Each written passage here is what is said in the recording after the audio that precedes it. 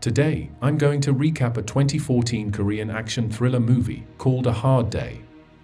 This movie tells us about Detective Ko Gun-soo, whose mother recently passed away. Just when he thinks he is having a bad day, things just get even worse. How much worse, you ask? Let's find out. The movie begins with a corrupt detective named Ko on the phone while driving away from his mother's funeral. His squad is telling him that the Internal Affairs Department is on the way to their office to conduct an investigation regarding bribery. As Ko continues to drive, he swerves his car to avoid a dog in the middle of the road. Then suddenly, he crashes onto something, leaving a crack on his front mirror. Shortly coming to his senses, Ko gets out of his car to check on the object. A dead body. As he confirms the body was dead, Ko notices a police car in the distance. He drags the dead body behind the nearby trash bin, hiding himself and the body until the police drive away. Once the coast is clear, Ko decides to stuff the body in his car's trunk. Ko continues to drive and stumbles upon a police investigation. Ko is stopped and the officer asks for identification. After negotiating with the officer, he notices the cracked front mirror. Ko is ready to flee the scene, but the officer gets in the way. Ko gets out of the car. The other officers join in and are going to investigate his trunk. Ko fights them, but is sprayed with tear gas and tarsed, causing him to faint on the spot. The scene then cuts to Ko's squad, proven guilty by the IAD after breaking through Ko's locked desk. Bribery conducted by his squad from local businesses is proven. Choi, one of Ko's colleagues, texts Ko about it. Frustrated, Ko's phone gets another call from his sister, telling him to get back immediately as his mother is already being prepped.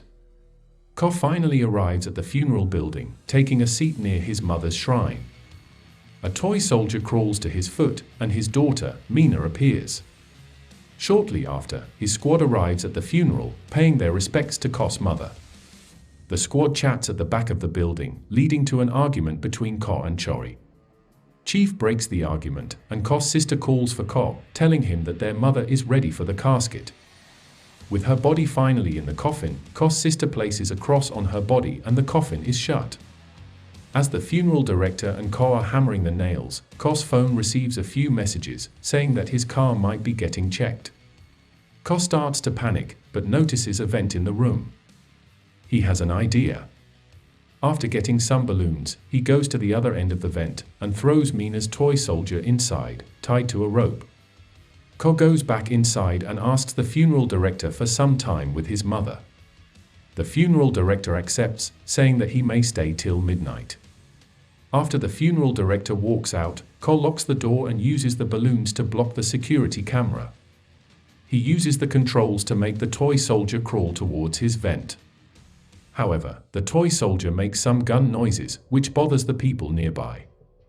The security comes to check, but the door is locked and the camera can't see inside. The funeral director is going to return to check on the room. Meanwhile, Ko pops off all of the coffin's nails and opens it once again, apologizing to his deceased mother for what he is about to do. As the toy soldier almost completes its journey, the controls stop working.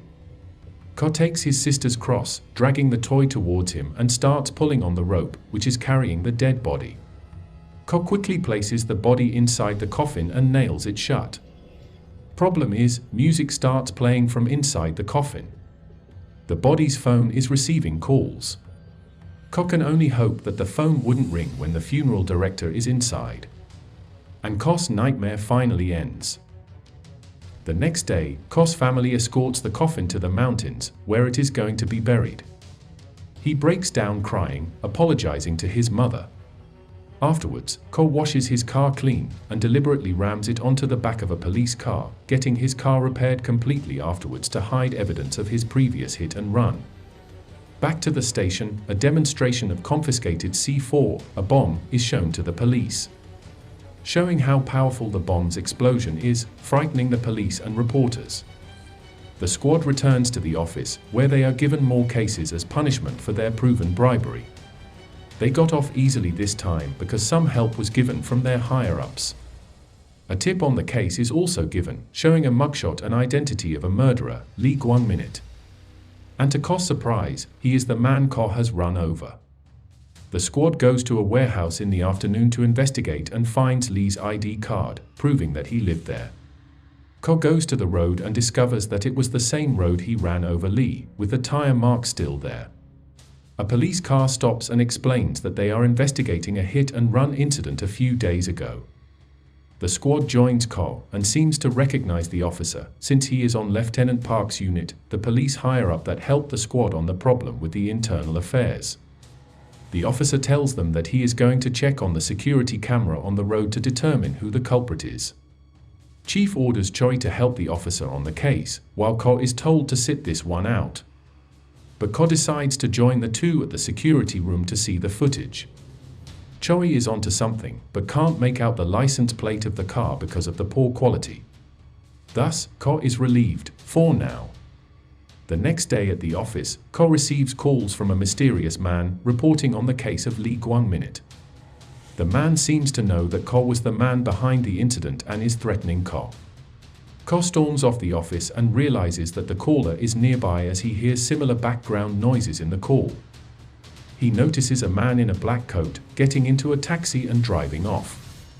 Ko gets into his car and chases the taxi through the streets and traffic, eventually losing them in the heavy traffic at the red light.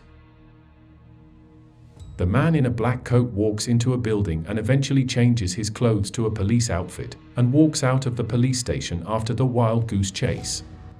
A short recap of what has happened is shown, interrupted by Choi banging on Ko's window, causing him to wake up from his nap. His colleagues have just returned from Mount Yangja, the mountain where Ko's mother and Lee were buried. They followed Lee's last cell phone location, but couldn't pinpoint the location.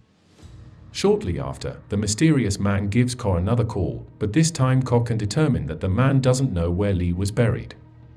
Afterwards, the office receives calls once more and Ko insists on ignoring them. Moments later, a man in black coat barges into the office and goes straight for Ko, giving him a few smacks. The squad quickly breaks them up and the man apologizes. He thought that Ko was someone else.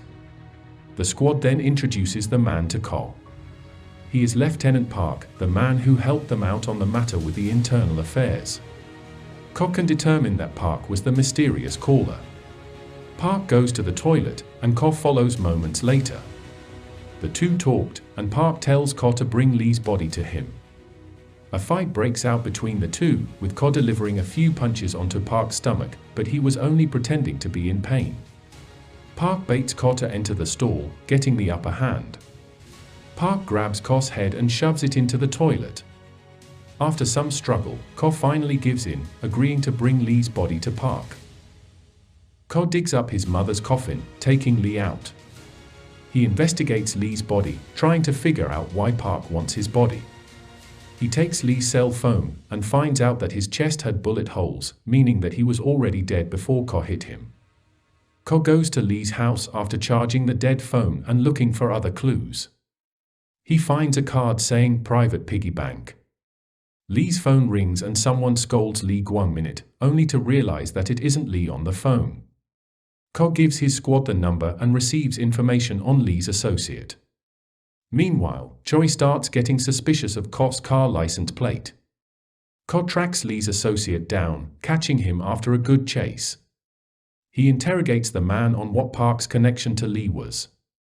Turns out, Park had been stealing confiscated drugs and using them on his bars. His customers were addicted to the drinks with drugs fused inside them. When Park struck a deal with the Yakuza, Lee managed to take off with the key to Park's safe, filled with his money and drugs. Ko also receives information that Lee always keeps anything important inside of his body, so Ko drives back to the mountain and finds the key. Suddenly, a flashlight shines on Ko. It is Choi. He can't believe what he is seeing. Choi cuffs Ko and takes him to his car. Ko accepts his fate and is ready to be turned in, but Choi decides otherwise. Just when Ko is ready to tell everything, Park calls in, telling Ko to get out of the car and move away to the road. Choi's car is crushed by a shipping container. Ko stands there in disbelief. He is furious at Park. He wants to call off the deal, but it turns out that Park is at Ko's house. Ko hurries back home. His sister tells Ko that Park dropped off a toy and said he'd be back. Ko tells his family he has booked a hotel for them, telling them to leave the house, with him joining later on. Ko goes to the police armory to trade in new bullets, and that's when he spots something in the corner of his eye. A C4, the confiscated explosive. Ko places the C4 inside Lee's body and meets up with Park at the designated place. Handing over the body, Park checks his body for the key with a detector. But he doesn't know that what he detected was the C4. As Park is leaving with his car, the car explodes, drowning into the lake. Ko waits until the bubbles disappear to confirm that Park is dead before going back home. Ko returns home and calls his family, saying that he's on his way. Just when he opens the front door, Park shows up, surviving the explosion. A fight between the two breaks out, with Park throwing and breaking Ko's picture frames and vases on him. Ko lays on the ground, looking at the bookshelf where he stored his revolver. Park shows his strength, lifting Ko's body and throwing him onto the bookshelf, the shelf falling onto Ko after. Park drags him out, and Ko kicks him, fighting back. He hides inside his room, locking and blocking the door with shelves. Park makes a hole and tries to open the door, but Ko ties his hand up and hangs it onto the door rack. Ko plans to shoot Park with the revolver, so he gets to the window, jumping to the living room window and enters it. However, Park manages to cut the tie, freeing his hand. The fight continues, Ko tackling Park to the bathroom and hitting his head onto the door frame. The two of them eventually lay on the floor, and Park notices the revolver. They both try to reach for the gun. Park manages to reach it first, but accidentally triggers the pistol and shoots himself dead.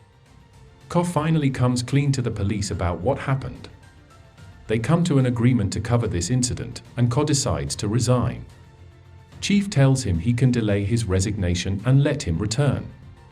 Ko finishes packing things up and leaves.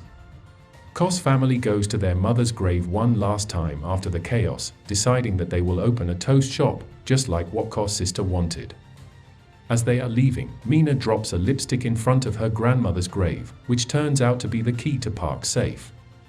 In the end, Ko decides to pay the private piggy bank a visit. Park's safe is opened, and the movie ends with Ko staring at the contents of the safe.